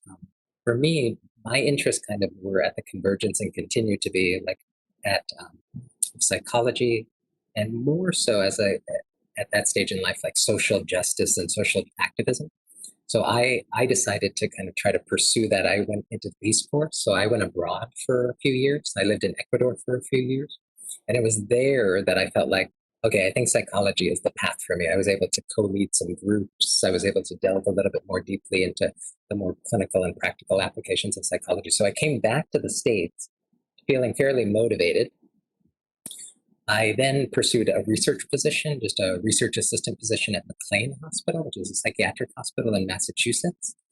And there I was very fortunate, and something that I try to encourage people to do consistently is try to seek out mentors, people that you feel like, you seem to be doing something that I might be interested in, and reaching out to them. I feel like most people who are aging like me, like really want to, I think, have these conversations because we were fortunate to have conversations with people that guided us. When I was finishing my research assistant position at McLean, I was very interested in family therapy, but I thought I also wanted to pursue clinical psychology. So I went to my mentor and said, I think I figured it out. I'm going to get a MFT, Master's in Family Therapy. And then I'm going to go get my PhD in clinical psychology. And I figured it out. And he looked at me, sort of nodding his head, like a nice smile. And those like National Geographic videos where the mama lion grabs the cub by the scruff and sort of picks them up and points them in the right direction. Thankfully, he did that for me. He's like, that's a great idea, Vamsi. And here's what you're going to do. Well, if you're interested in family therapy, you're going to find a PhD program that focuses on that. And you're going to sort of track your way into that. So, when I was 23, 24, I didn't know that my path would have had like a lot of redundancy in it, that I would have maybe not needed to do that kind of sequence that made a lot of sense to me.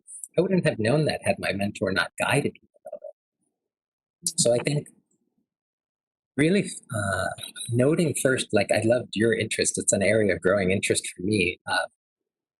Nutrition and psychology, or nutrition and mental health, is a very burgeoning area in mental health. I think it's like probably one of the key areas that we need to be delving that much more deeply into, nutritional psychiatry. One of the leaders, there's many people that are in this area, but a leader in the area, his name is Drew Ramsey. So I would highly recommend his work and looking at his work. But really maybe looking at perhaps like the intersection of your interests, and perhaps letting gently go of the idea of like, do I need to do this or that? I think is one thing perhaps to think about, because I feel like your interests really have like a key nexus of moving you forward. The other piece, like I said, I think would be to reach out to people that are doing work that you're interested in. I was very fortunate when I was like 18 or 19, I sent an email off to a professor when I was a college sophomore. And thankfully, I think I sent like 10 or 12 emails, to be honest. But thankfully, they took a chance on me and I got to my first RA position as a junior. And from there, it just allowed me to do some other things. Okay. So, yeah. Thank you. I actually Yeah, did of course. research in a microbiolab on the gut-brain axis already. Oh, wow. Fantastic. Yeah, with the McNair Scholar Program. So I've just been in contact with people as well as in InCHIP.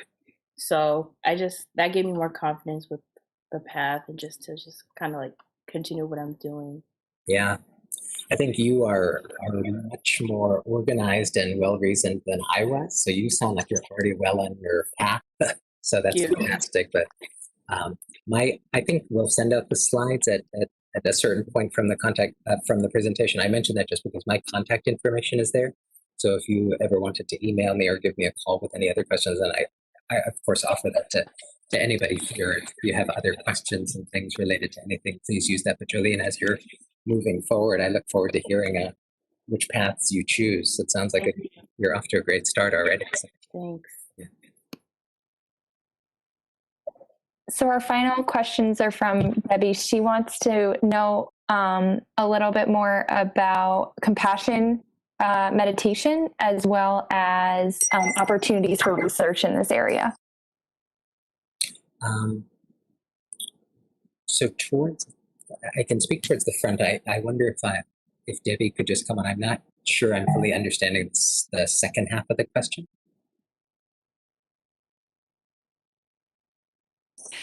there are two different questions, so that were answered at different times. So I'm in a time when people are walking around angry, and I mean, I've never kind of seen anything like the way we are in this country right now with anger and partisanship, etc. It seems to me compassion meditation or loving kindness meditation would just be phenomenal for people to do. How do you learn about that? Or is it an app? Is it a website? Is it we go to? I mean, maybe you've already answered that, but I'm particularly intrigued by that type of meditation. Yeah. Because I found it difficult when I got to the person that I'm having. I mean, there are many, but when I focus on a person I had moderate problems with. Yeah. And clearly I need to learn how to do it. I need to do it. So I think it's a wonderful question, because it's a fairly common experience, I think, for us, right? It's sort of the idea, like opening our heart to somebody we care about, like that's kind of easy, right? That's like a layup in basketball to an extent. It's opening our heart to someone that we might be struggling with. I think, therein lies sort of the challenge of the practice. So I think it's a very common experience. Sometimes people will come to me like, I don't want to say those things to this person, And so we try to think about, like, well, what might feel a bit more inviting? Like, some people have said things like, may your heart be free from hate. If this is somebody that they might be really struggling with, or even a person they don't know, but like, I was working with a patient recently, and they were trying to bring to mind individuals that were engaged in the insurrection. And they're like, I couldn't do it. I couldn't do it, Dr. K. I couldn't do it, Vamsi. But they said, what I did, I shifted the language towards like, may your hearts be free from hate.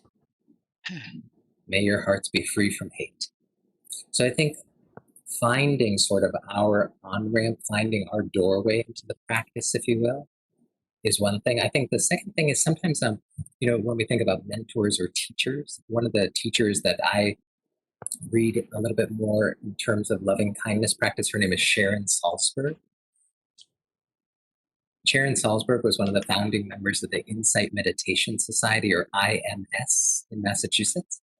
And she literally wrote the book. There are many books, of course, on loving kindness and compassion now, but she wrote one of the first books called Loving Kindness. And so she offers a variety of sort of, again, like inroads or on-ramps to the practice. She's one of my favorite teachers as well, because she's like really known across the world, but just still so loving and humble and inviting. So she has wonderful lectures on YouTube and wonderful practices on YouTube as well. So Sharon Salzberg, I think, would be a great place to start. Yeah, it has to deepen your practice. Thank you for that. That's really helpful. The other question, we probably should end because we've kept you way longer than we should. And I have to do this for, wearing my InCHIP hat, but, where are the opportunities for research in this area? Are there certain questions that, are begging to be researched, to be investigated? If people want to do research in this area, like, how do they get started? Yeah, I think it's a great question. There's a lot of inroads to this, to be honest, because one of the challenges that I hope to touch upon, I always wish I had like another hour or so with everybody. I so appreciate your attention, everybody that's with us here. I always wish I had like another hour, because one of the questions really that is in an ongoing way is, what practices do what we practice grows stronger, because a lot of the literature has focused on a program called Mindfulness-Based Stress Reduction, which is a beautiful program. It's an 8-week program, one of the earliest programs to kind of codify and secularize these practices. So a lot of people, I think, had some hesitation and continue to, like, I'm not sure about mindfulness, like, I'm not a Buddhist, I'm not sure about meditation, I'm not X, Y, or Z. The Mindfulness-Based Stress Reduction program was started in the 1970s by John Kabat-Zinn. It's an 8-week program that focuses on various practices, including attention, walking meditation, the body scan, and so on. The challenge, of course, is if you do pre and post testing, as all the research scientists will now know, it's like hard to determine what did what, of course, right? if you do 8 different things over the course of 8 weeks, it's hard to know what happened. It's a beautiful program. I don't mean to in any way cast aspersions over it. It's an amazing program. But from a research perspective, my clinical program was heavily research oriented. There are a lot of research issues, of course, with it. Everybody who's a researcher is like, well, I'm not sure. There's a lot of confounding variables there, of course, right? So I think one of the areas of research broadly is determining what practice you're wanting to study, like what seems to be speaking to you. Like for you, for example, maybe loving kindness practice. So I think being very intentional about what practice and how you're defining that practice, because if you look at the literature, when researchers are using the word mindfulness, that could be something as small as like 3 to 8 minutes, Right. to 4 to 8 week programs, to long-term retreats. So that data is sometimes like, it's very hard to tease apart. So I think one of the key things is being very, very precise, very specific in our operationalization of what practice we're doing. And then having, I think, both self-report measure, but, behaviorally oriented measures, optimally like physiological measures Right. as well, I think would be a great way to explore it. But I think this idea of really teasing apart the specificity question is one of the key questions we need to keep delving into. Some researchers have. There's wonderful work by a German researcher. Her name is Tanja Singer. And she did one of the most amazing studies called the Resource Study or the Resource Project, where over the course of about 9 months, she had groups broken into different practices focusing on presence. I think her areas were presence, affect, sort of focusing on emotion and perspective. And I won't go into the methodology of the study right now, but it was just one of the best designed studies that has been done to date to really try to tease apart the differential effects of different practices. So Thank you. Thank you so much that was wonderful. Thank you so much. Of course, happy. Yeah, I think we should have had this longer. Yeah, I mean, and wow, we still have 53 people on here, which is, half an hour after supposedly ended. So that speaks a lot to what you've been talking about and how important this is and how fascinating this whole thing has been. Melissa, do you have any final words before we let everyone go? Yes, I echo what you said, Deb. This is amazing, Vamsi. It was excellent. Not only the scholarly and the practice portions together, really are hit home. I know the group enjoyed every minute of it. I wish we could keep you longer. I appreciate every second that you gave us tonight. My pleasure. We'll be in touch. Emily, I guess we'll let him go on the questions. Was there one pressing one you were trying to get in from somebody, or are we good on that? We had one question that somebody asked. They asked if you were familiar with MPEAK, Mindful Performance Enhancement Awareness and Knowledge. It's, I guess, for athletes? I believe so. I can't speak towards it, but I think I have heard of it. So if I'm thinking of the right program, I'm not sure if the person who asked the question is on, but was there a specific question around MPEAK? I believe that's Elizabeth Stanley's program, but I might be wrong on that. But there has been a lot of mindfulness-oriented work being done within the sphere of athletics. So if a person was interested in that, a leading figure in that area, his name is George Mumford, and he wrote The Mindful Athlete. Mm-hmm. He was actually he's one of my favorite mindfulness teachers because he taught mindfulness to Michael Jordan. So a special place in my heart for him, of course. But well, thank you very much for everything. Thank you to Deb Corman and the InCHIP for supporting our group in this event, and to the board members, and to Emily. Thank you, a big thank you to moderating the questions. That was a major help to us. So we appreciate it. And thank you for educating us. Thank you for helping to center us through mindfulness. And thank you for the laughs, because I laughed quite a bit with your stories. I'm glad. Thank you. Thank you. Thank you, everyone. Thank you. Thank you, everyone. Thank And you. thank you, Josh, for staying with us and giving us IT support. Yes. Yes. Thank you.